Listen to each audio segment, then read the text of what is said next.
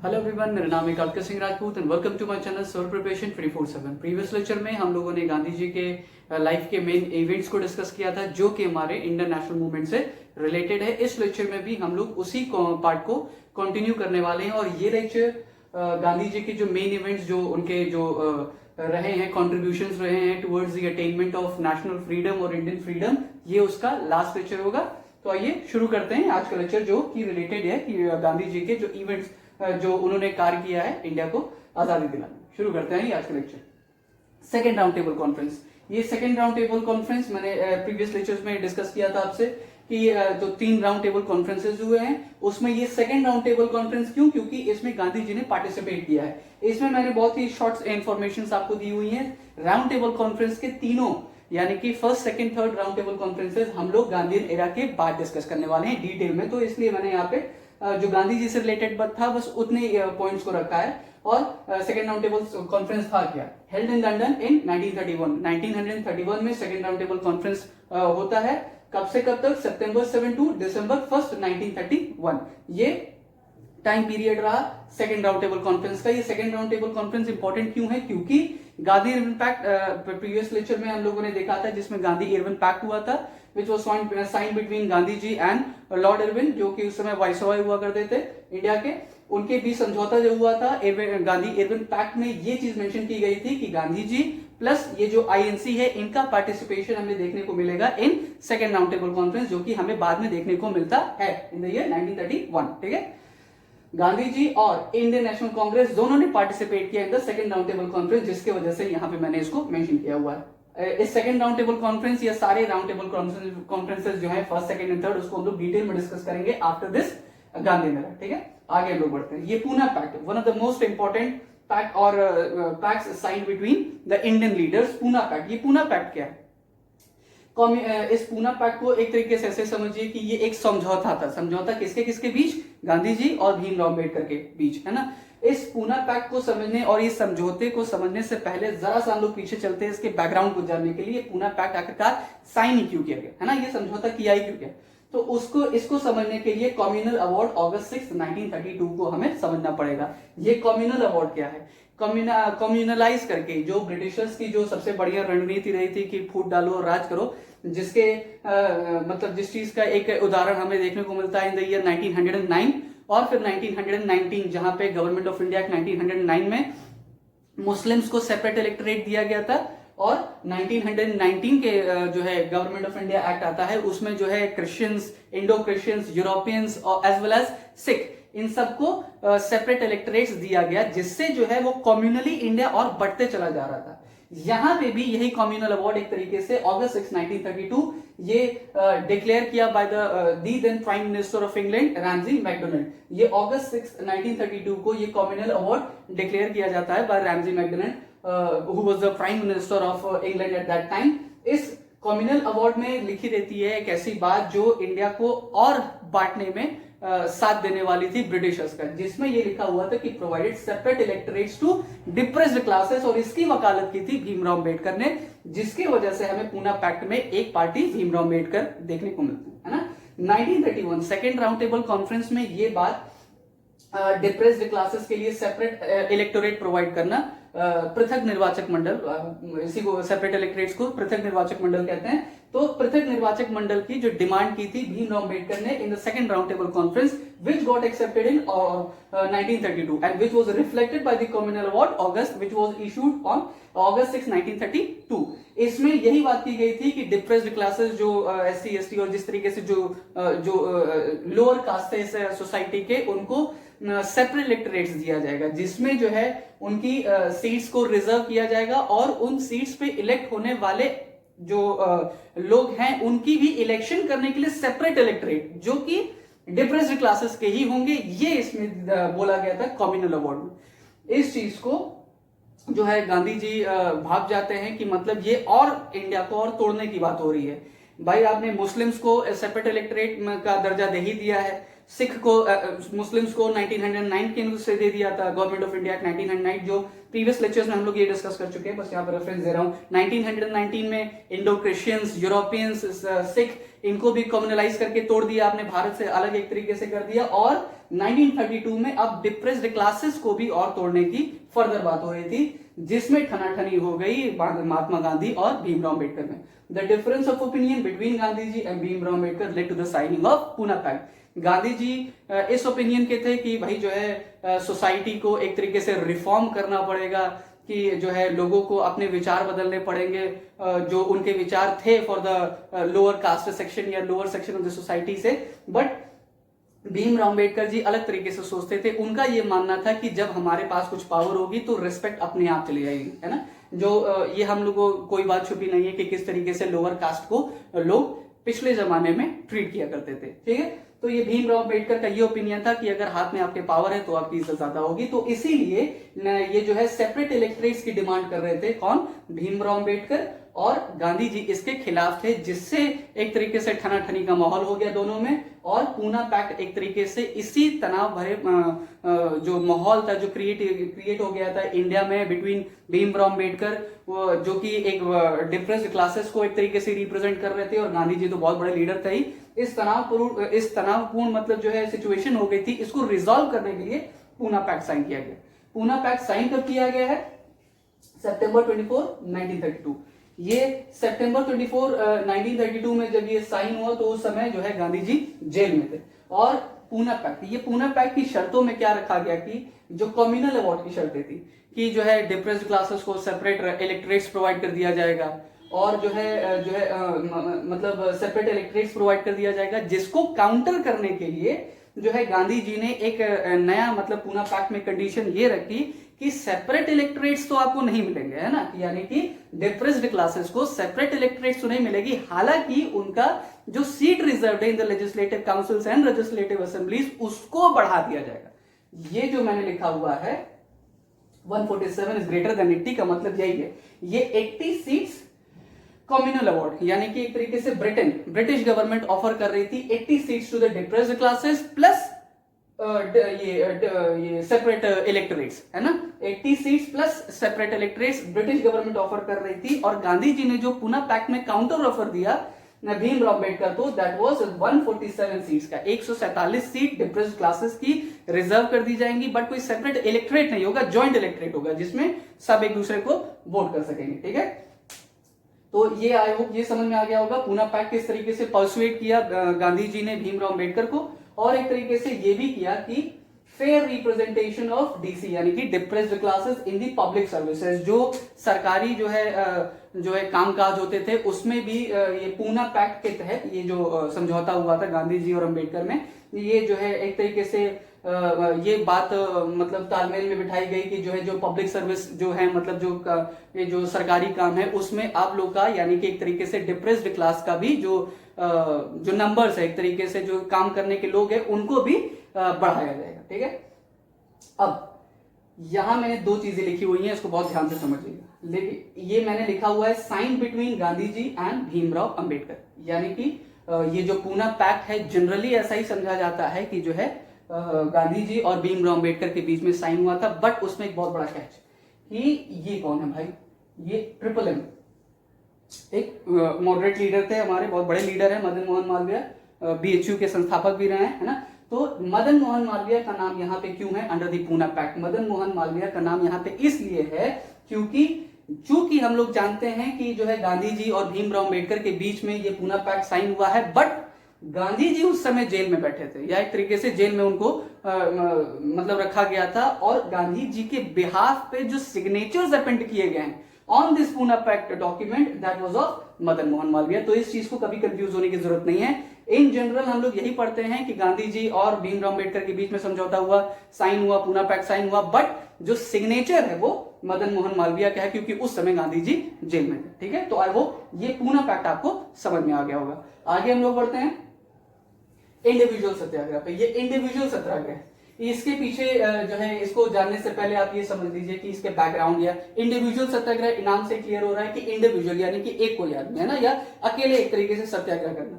इसके पीछे का बैकग्राउंड ये है कि वर्ल्ड वॉर सेकंड, ये वर्ल्ड वॉर सेकंड यानी कि 1939 से 1945 तक का वक्त बताया जा रहा है। ये इसका क्या रिलेशन है इंडिविजुअल सत्याग्रह से, तो आइए जानते हैं। 1939 में जो है वर्ल्ड वॉर 2 शुरू हो गया बिटवीन दी जर्मन्स एंड ये जो जितने अलाइड फोर्सेस है इधर से, है ना। तो लॉर्ड लिनथगो ये उस समय के वाइसरॉय हुआ करते थे इंडिया के, इन्होंने 1939 में ही ऑन एयर रेडियो पे डिक्लेयर कर दिया without any consultation with the INC Indian National Congress, जो कि जो है प्रोविंशियल गवर्नमेंट में काफी 11 प्रोविंसेस को जीता था इंडियन नेशनल कांग्रेस ने। ये हम लोग प्रीवियस लेक्चर में डिस्कस किया है। ऐसी जो कम्युनली जो इलेक्टेड बॉडी है उससे बिना पूछे जाचे आपने जो है ये कह दिया कि जो है भारतीय हमारे साथ हैं in the second world war, जिस चीज से नाराज होके आईएनसी जो है 1939 में पूरा अपना वो क्या मतलब वो दे देते हैं, इस्तीफा दे देते हैं हर प्रोविंशियल असेंबलीज और प्रोविंशियल काउंसिल से। तो जो है यही देखने को मिलता है कि Lord Linlithgow declared the support of India without consulting INC.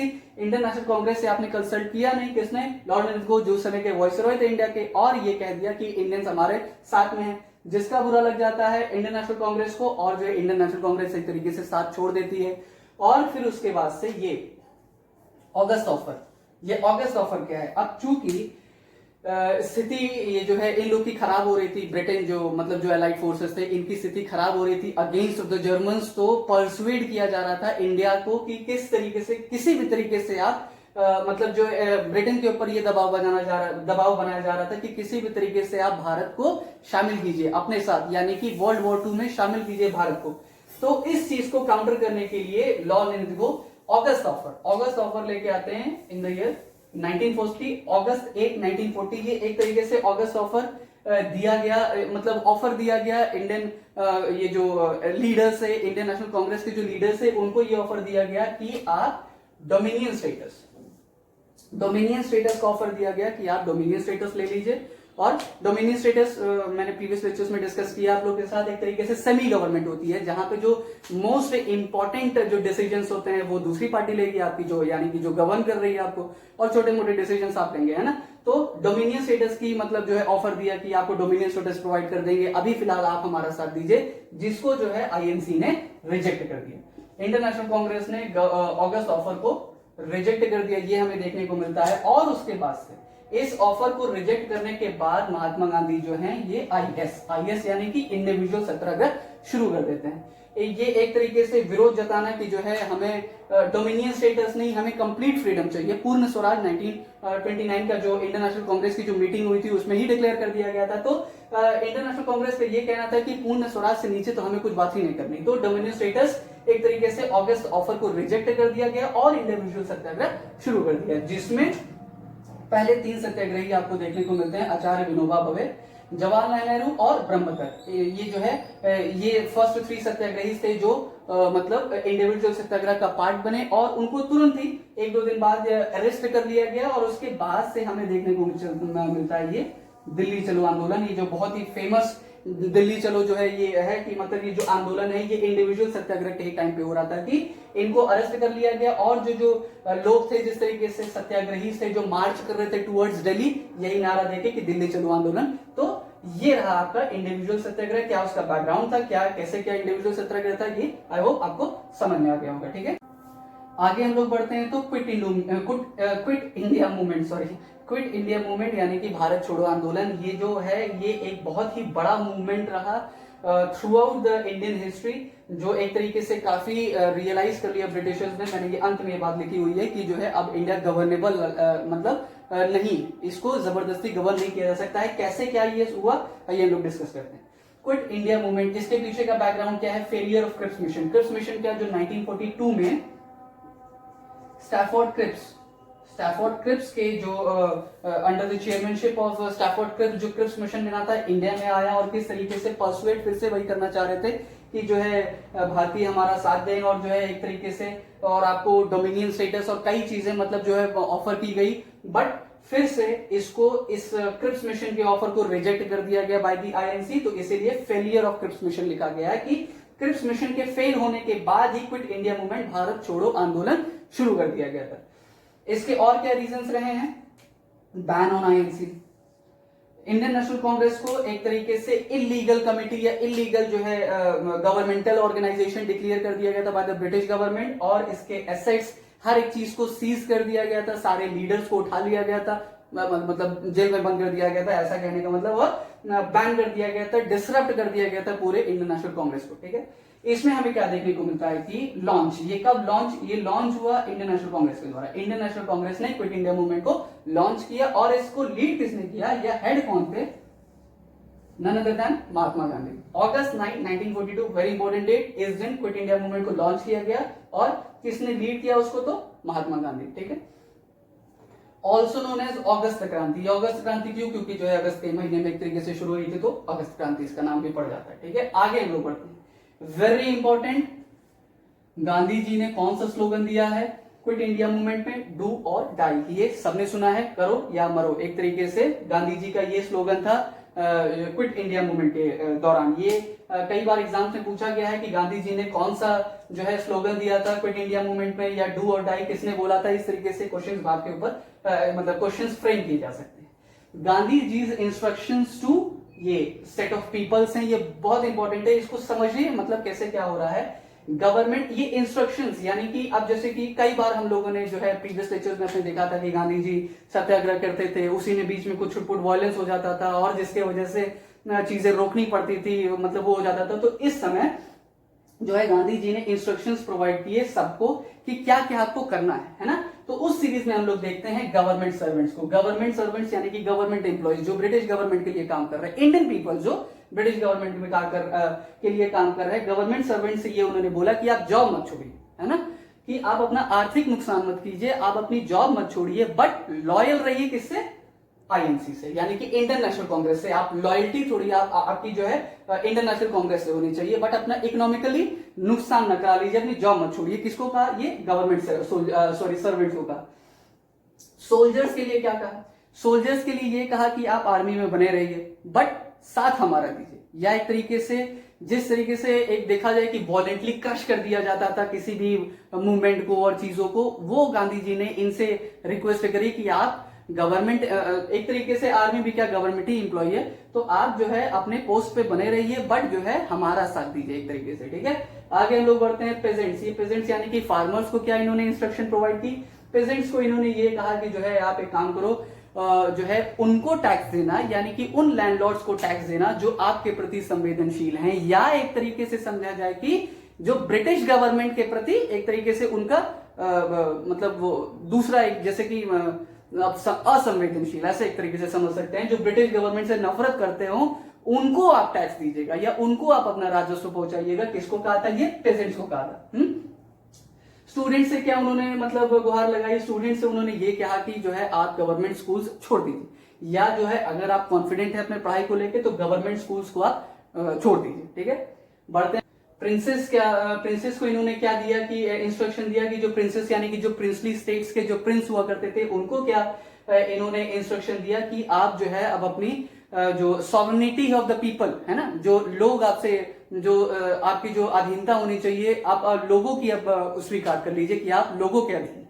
और people of the princely states यानी कि जो प्रिंसली स्टेट्स के जो जो राज्य होता है, जो मतलब लोग होते हैं, उनसे क्या इन्होंने दरख्वास्त की कि जो है आप केवल उन प्रिंसेस या उन राजाओं को आप सपोर्ट कीजिए जो आपको सपोर्ट कर रहे हैं। जो एक तरीके से जो पेजेंट्स को कहा था कि उन लैंडलॉर्ड्स को सपोर्ट कीजिए जो आपको सपोर्ट कर रहे हैं, तो यही सेम चीज people of the princely states को भी कहा कि आप उन राजाओं और उन प्रिंसेस को, राजकुमारों को सपोर्ट कीजिए जो आपको सपोर्ट कर रहे हैं, उनको नहीं जो आपके अगेंस्ट यानी कि ब्रिटिशर को सपोर्ट कर रहे हैं। ठीक है, तो आई होप ये चीज आपको, ये बहुत ही इंपॉर्टेंट रिस्ट्रिक्शंस पास ऑन किए गए थे by the Gandhi ji to the satyagrahi, है ना, तो ये आपके लिए बहुत इंपॉर्टेंट है। आई होप ये समझ में आ गया होगा। आगे हम लोग बढ़ते हैं। अब ये हम लोग एक तरीके से क्विट इंडिया मूवमेंट जो एक तरीके से फेल हो गया, इसके तरफ हम लोग बढ़ने वाले हैं। गांधी जी, नेहरू, पटेल, जो one of the most important और प्रोमिनेंट लीडर्स थे of this quit India movement, उनको अगले ही दिन उठा के अरेस्ट कर लिया गया। अगस्त 9 1942 को ये शुरू हुआ था, और अगस्त 10 1942 को इनको उठा लिया गया, अरेस्ट कर लिया गया। बहुत ही एक बढ़िया लाजवाब बात ये देखने को मिलती है कि नो कम्युनल वायलेंस, एक भी कम्युनल वायलेंस देखने को नहीं मिला। हिंदू मुस्लिम जो ऐसे जो दंगे हो जाते थे, एक भी कम्युनल वायलेंस नहीं देखने को मिला during the quit India movement, ठीक है।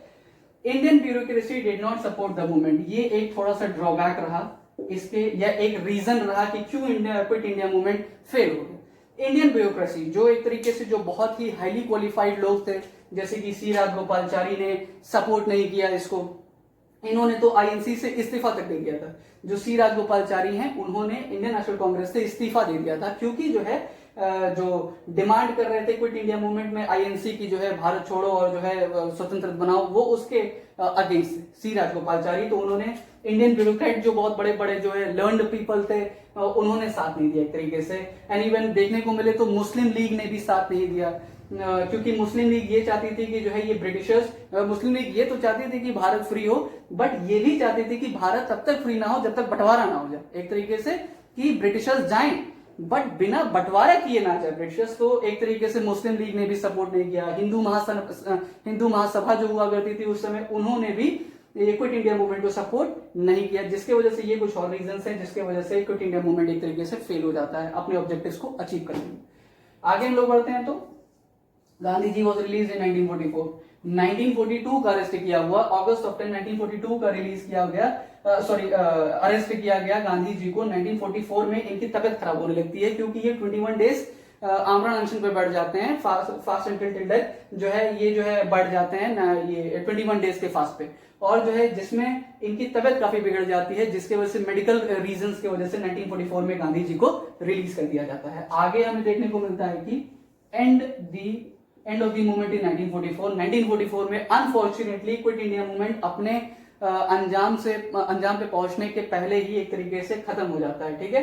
ये कुछ ये इंडियन ब्यूरोक्रेसी जिन्होंने सपोर्ट नहीं किया, जो मतलब और जो कम्युनल नहीं, जो बड़े बड़े लीडर्स थे, एक तरीके से गाइडेंस प्रॉपर नहीं मिल पाई, यही कुछ रीजंस रहे क्विट इंडिया मूवमेंट के फेल हो जाने के लिए। बट एक बहुत ही इंपॉर्टेंट चीज देखने को मिलती है या रियलाइज करने को मिलती है ब्रिटिश गवर्नमेंट को, जो मैंने पहले भी कहा कि one thing was very clear through this movement that British government realised that India was not governable in the long run.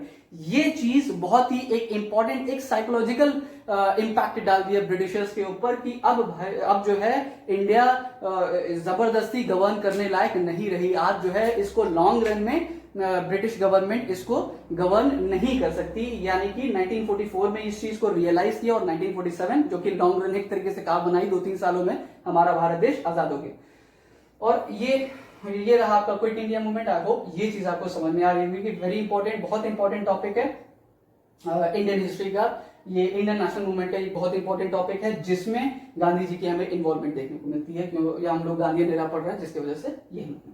आगे हम लोग बढ़ते हैं तो ये गवर्नमेंट ऑफ इंडिया 1909, ये जो अभी मैंने रेफरेंस दे रहा था मैं यहाँ कम्युनल ये सेपरेट इलेक्टोरेट्स का, पृथक निर्वाचक मंडल का, ये जो मैं रेफरेंस दे रहा था government of India 1905 which is also termed as Morley Minto reforms, है ना। ये इसमें जो है मुस्लिम्स को सेपरेट इलेक्टोरेट दिया गया, पृथक निर्वाचक मंडल दिया गया मुस्लिम्स को, और government of India 1919 Montagu Chelmsford reforms, इसमें जो है क्रिश्चियंस और सिख, इंडो क्रिश्चियंस, यूरोपियंस, इनको भी सेपरेट इलेक्टोरेट दिया गया। अब ये मॉर्ले और मिंटो ये क्या है, ये अगर आपने मेरा प्रीवियस लेक्चर्स को देखा होगा या पढ़ा होगा उसको समझा होगा, तो ये मॉर्ले और मिंटो ये क्या है ये आपको पता होगा, ठीक है। तो ये रहा हमारा गांधीयन एरा का एक तरीके से जो मेन इवेंट्स रहे हैं गांधी जी के लाइफ से, ये एक तरीके से आज ये चीज खत्म होती है। और आई होप ये पूरा लेक्चर आपको समझ में आया होगा। तो अगर आपको ये लेक्चर मेरा पसंद आया है, समझ में आया है, तो अपने इस मेरे वीडियो को इसको लाइक कीजिए, चैनल को सब्सक्राइब कीजिए और अपने ज्यादा से ज्यादा दोस्तों में इसको शेयर कीजिए।